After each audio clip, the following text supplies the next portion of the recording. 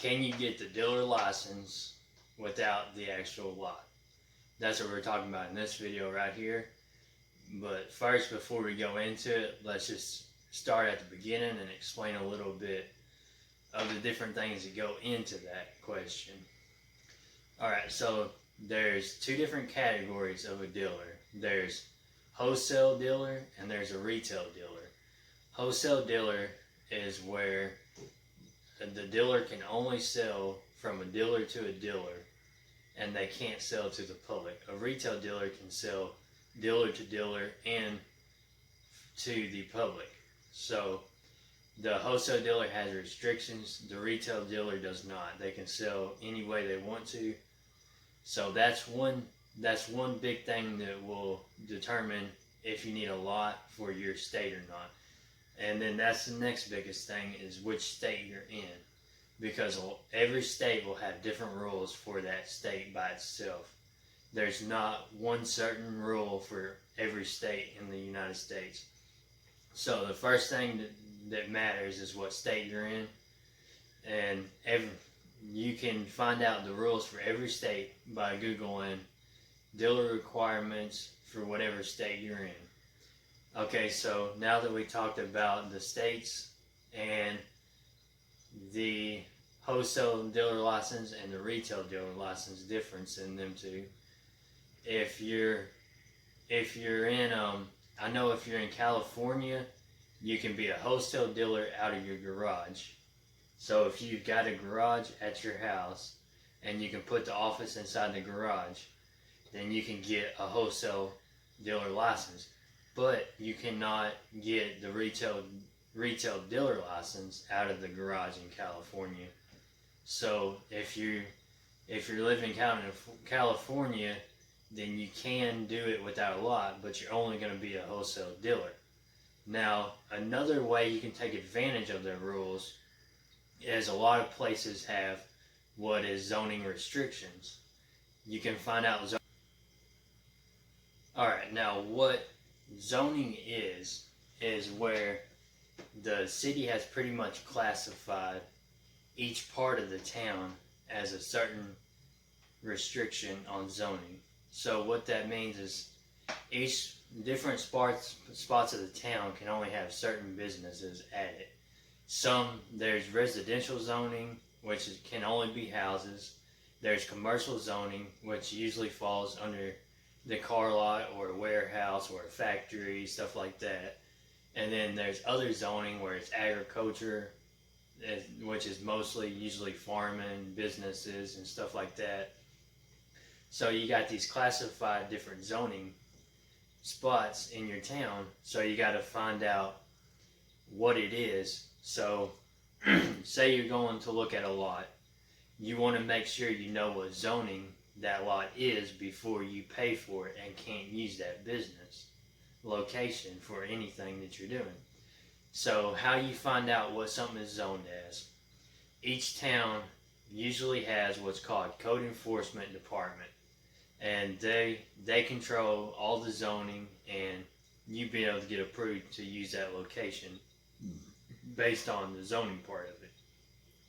Now, so all you have to do is Google the code enforcement department in what town you're in, and some towns could be having it under a different name, just because a lot of times stuff like that can be named something else in a different part in a different state or something. So just look up, and if you can't find the code enforcement department in your town, you can always call City Hall and for any of that stuff, and they can tell you the number of who you need to call to find out the zoning of the property. And I've done that a lot myself to find out. So you just call the zoning department, find out what you're zoned as, and then you know if you can use that location. Now, what I'm getting at is there's sort of like a loophole if you're wanting to do it at your house instead of at a location that you have to pay extra rent for having that location. So what you can do is you can call the code enforcement and ask them about your house. If you was to live out of city limits, and you have a big enough size property where that you could put it, where you could put a car lot at the front of your property by the road, and say your house is backed up farther away from the road or something, and you got this spot open to the side or in front of your house closer to the road, and you can find out if your property is zoned or not, because I found out a lot of county property, which is out of city limits, has no zoning restrictions. So you could take your property at your house and put a car lot right on your yard by the road, or I guess it could be a little farther back from the road. And what you have to do is you got to go by your dealer requirements, and like where in my state is 2,000 square foot parking lot, 10 by 10 building, office, which is the office space. So all I would have to do if I wanted to have a car lot in my state would be to live outside city limits or rent a spot outside city limits. When you rent outside of city limits, most of the time it's going to be cheaper rent. Even if you don't have a property that you have yourself, you could rent something that's cheaper outside of city limits.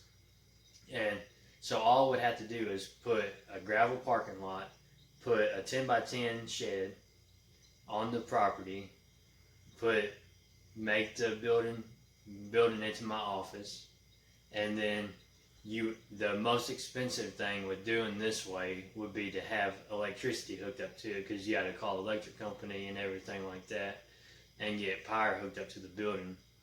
But you could do it with no lot, but actually you get a lot this way, but it's right at your house or a cheaper spot you rented. So that's one way. That's one way of going about doing it. You can use a warehouse, because inside a warehouse, the parking that you could park inside the warehouse, which is usually like a big garage, is actually considered your square foot of parking space. So inside the warehouse, if it's big enough, then that's your parking lot. So that building would make your car lot, and you'd be able to get your dealer license. And a lot of times warehouses are cheaper, and so you just rent the warehouse and you do your dealer application and everything with it. So there's a couple different ways you can do it cheaper, and hopefully I didn't confuse you, because there's just a lot of different things that go into if you could do it without the car lot, because there's a lot of different ways that you could get around it, but there's still lots that you do have to have that you can't get around. So that's different ways you could do it.